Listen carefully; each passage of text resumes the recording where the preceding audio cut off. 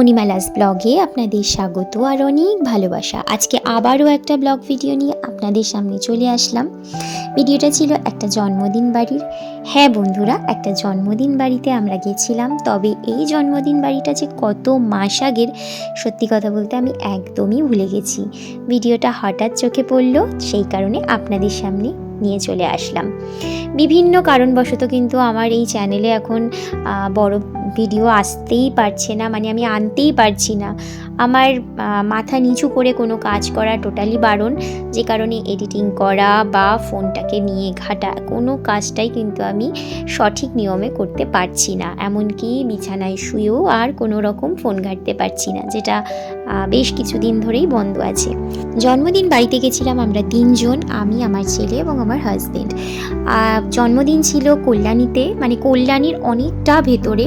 তো যে কারণে আমরাই মনে হয় সবার প্রথম গিয়ে সেখানে উপস্থিত হই, কারণ এই যে বললাম যে কল্যাণী থেকে আমার বাড়িটা কিন্তু অনেকটাই দূর, যে কারণে তাড়াতাড়ি যাওয়া। আর তাছাড়া তার নির্দিষ্ট একটা টাইমও আছে কেক কাটিংয়ে। সব কিছু মাথায় নিয়েই কিন্তু আমরা একটু আগে আগে বেরিয়ে গেলাম। আর সবার প্রথমে বলে রাখি যে কার বাড়িতে গেছিলাম। আমার এক সম্পর্কে দাদা, সেই দাদারই এক বোন, মানে সেও আমার সম্পর্কে বোনই হয়, তার মেয়ের জন্মদিনে কিন্তু আমরা চলে গেছিলাম। এর আগের জন্মদিনটা যেখানে করেছিল, মানে ওর দিদুন বাড়িতে করেছিল, সেটা মেন কল্যাণীতে। তো সেটা কিন্তু আমার বাড়ির থেকে অনেকটাই কাছে। আর এই বাড়িটা হচ্ছে ওদেরই বাড়ি, মানে ওর নিজস্ব বাড়ি। সেখানে কিন্তু জন্মদিনটা এবছর করলো এবং সেটা একটু দূরেই হয়ে গেছে। তো খুব সুন্দর একটা পিঙ্ক কালারের কেক কিন্তু আরাধ্যার জন্য, হ্যাঁ বার্থডে গার্লের নাম কিন্তু আরাধ্যার জন্য কিন্তু নিয়ে আসা হয়েছিল।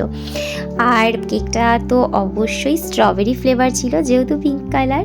আর কি মিষ্টি ওকে লাগছে দেখতে, দেখুন। আর ও তো মানে বিষয়টা নিয়ে ভীষণ ভীষণ আনন্দ পাচ্ছিল। আর আমি না দেখেছি যে এখনকার বাচ্চারা, মানে এই জেনারেশনের বাচ্চারা বার্থডে সেলিব্রেশন করতে কিন্তু খুব খুব ভালোবাসে।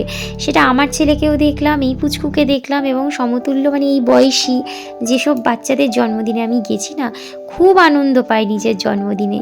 তো এখনকার বাচ্চারা কিন্তু ভীষণ অ্যাডভান্স, নিজের জন্মদিন সেলিব্রেশনের জন্য একদম প্রি প্ল্যানিং করে থাকে। আর আমার ছেলে তো মোটামুটি যাদেরই বার্থডেতে যাবে, মানে ধরেই নেয় যে ওর নিজেরই বার্থডে মানে পারলে কেকটা ও নিজে হাতে কাটবে, এরকম ব্যাপার হয়ে যায়।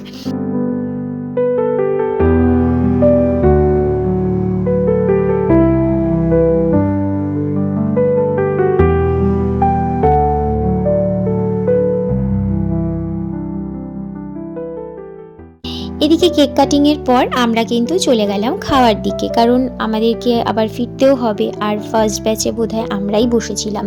বন্ধুরা, খাবার ব্যাপারে একটা কথা আপনাদের সাথে শেয়ার করি। বিশ্বাস করুন, মেনু কার্ডটা সামনে ছিল না, তো আমি বুঝতে পারিনি যে ওরা এত রকমের আইটেম করবে। সবার প্রথমে তো কেক খেলাম।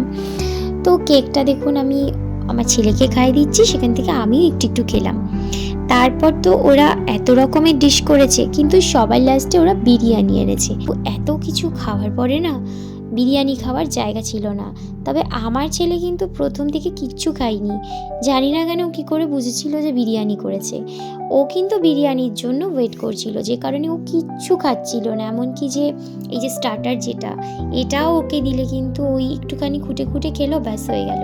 মানে ও আমার ওখানে নিজেরই লজ্জা লেগে গেছে যে আদৌ বিরিয়ানি করেছি কিনা।